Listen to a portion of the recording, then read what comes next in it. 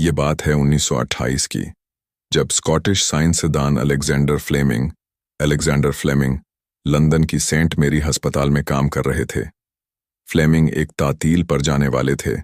इससे पहले वो कुछ तजुर्बात कर रहे थे, जिनमें स्टैफिलोकोकस नामी बैक्टीरिया पर तहकीक शामिल थी।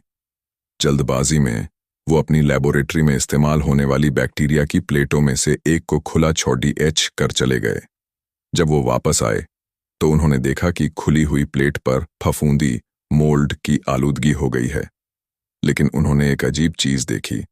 जहां यह फफूंदी उग रही थी, उसके आसपास बैक्टीरिया मर चुके थे।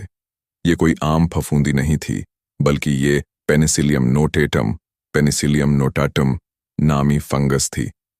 फ्लेमिंग ने दरियाफ्त किया कि ये फफूंदी एक ऐसा मादा खारिज कर रही थी जो बैक्टीरिया को मार रहा था, और उन्होंने इस जादुई मादे को पेनिसिलिन का नाम दिया।